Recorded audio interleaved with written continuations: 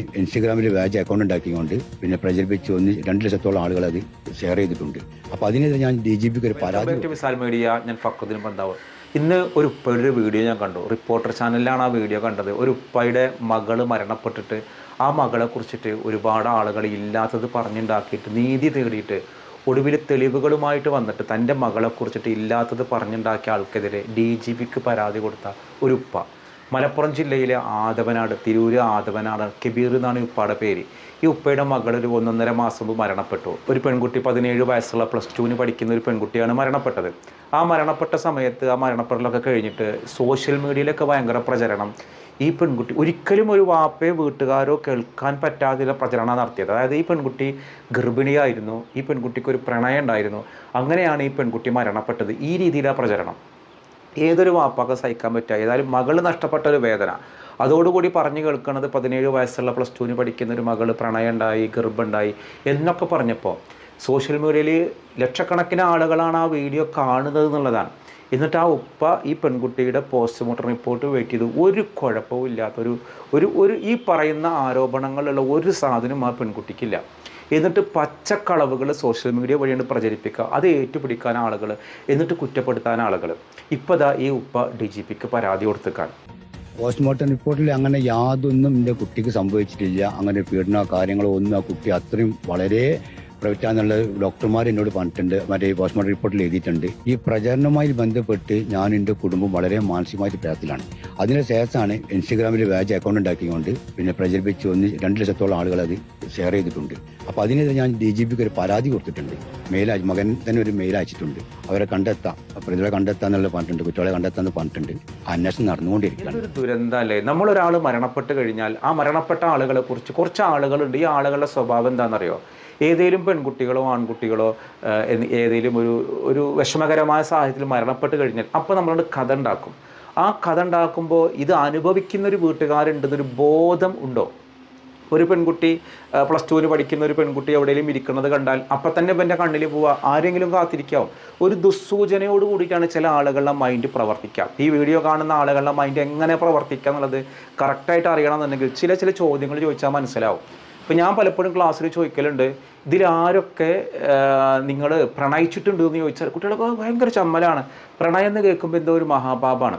പിന്നെ ഞാൻ ചോദിക്കും, നിങ്ങൾ ആരൊക്കെ പ്രണയത്തിൽ സ്നേഹത്തിൽ ആരെങ്കിലും ചുംബിച്ചിട്ടുണ്ടോ എന്ന് ചോദിക്കും.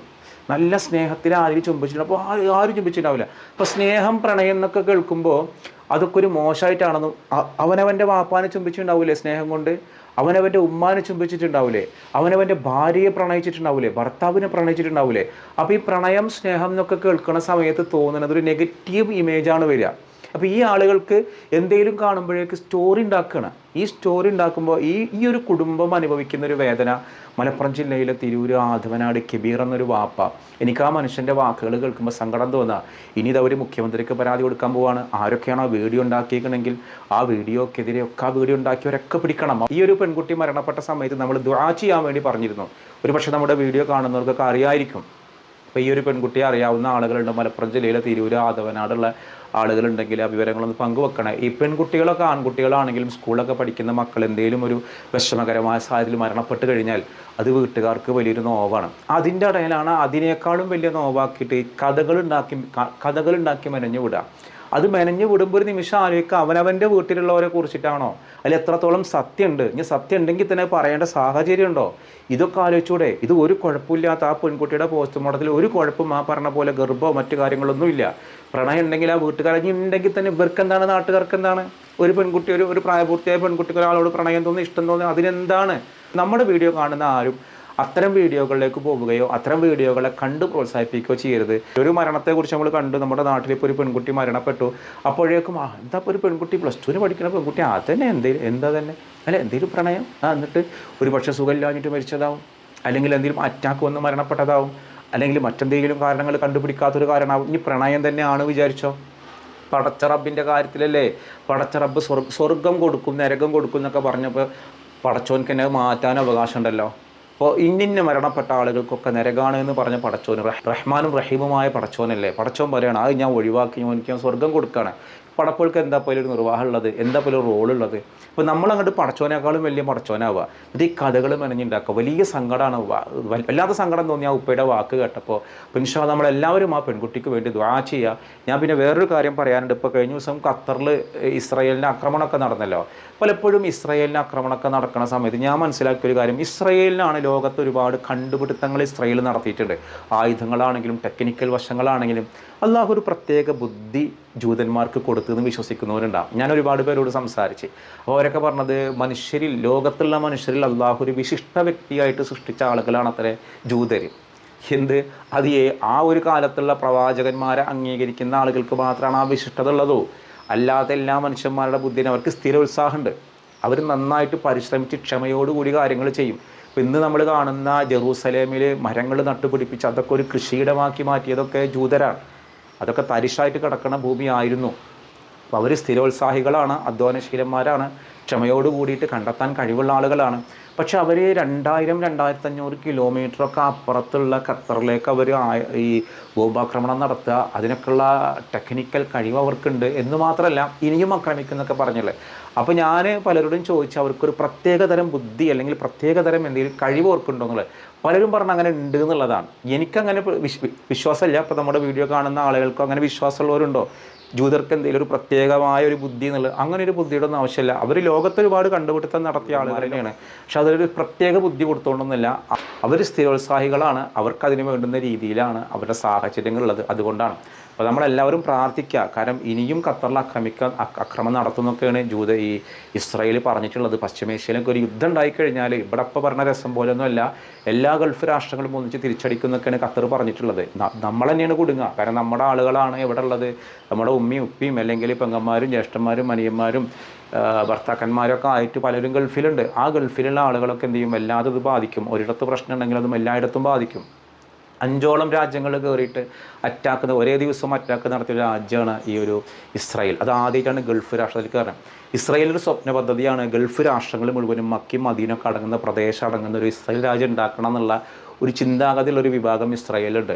സത്യം പറഞ്ഞാൽ മുസ്ലിം വിഭാഗവുമായിട്ട് ആരാധനയിലും സ്വഭാവത്തിലൊക്കെ ഒരുപാട് ബന്ധമുള്ള വിഭാഗമാണ് ഈ ജൂതർ.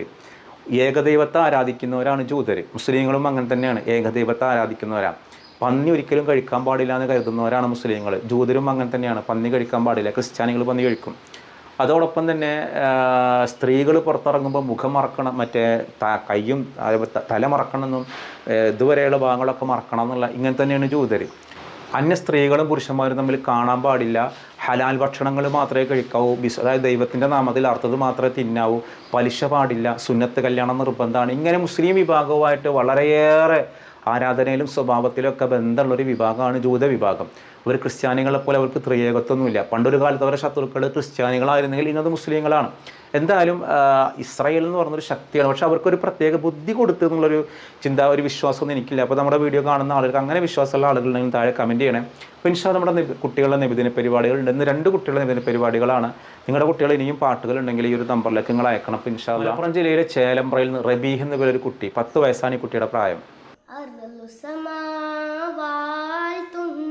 സകല ജമാൽ തോൽക്കുന്ന അരിശിനിലും കാണാത്ത പ്രഭയൊളി നൂറേ, എൻ്റെ കൽബകമിൽ വായുന്ന മുത്ത് റസൂലേ, അർലുസമാ വാഴ്ത്തുന്ന സകല ജമാൽ തോൽക്കുന്ന അരിശിനിലും കാണാത്ത പ്രഭയൊളി നൂറേ, എൻ്റെ കൽബകമിൽ വായുന്ന മുത്ത് റസൂലേ, ബദ്റൊളി പോൽ പൂമുത്ത് ബർഹലയാം സീനത്ത് മഹിത നബി ചാരത്തൊന്നണയുവതെന്താ, നിത്യസ്വലാത്തിൽ ഞാൻ ആനന്ദം നുകരുന്നതെന്താ.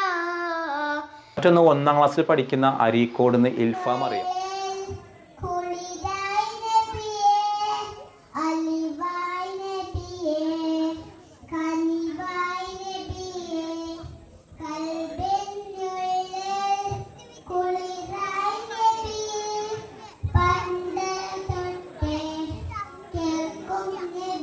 ഈ കുട്ടികളുടെ പരിപാടി എങ്ങനെ ഉണ്ട് നിങ്ങളുടെ അഭിപ്രായങ്ങൾ കമൻറ്റ് ചെയ്യുക. അതോടൊപ്പം ജൂതർക്ക് എന്തെങ്കിലും പ്രത്യേകത ഉണ്ടോ ബുദ്ധിയിൽ എന്നുള്ളത് നിങ്ങളുടെ അഭിപ്രായം എന്താണ് അതും കൂടി കമൻറ്റ് ചെയ്യണം. മറ്റൊരു ദിവസം മറ്റൊരു വീഡിയോയുമായി വീണ്ടും കാണാം. അസ്സലാമു അലൈക്കും.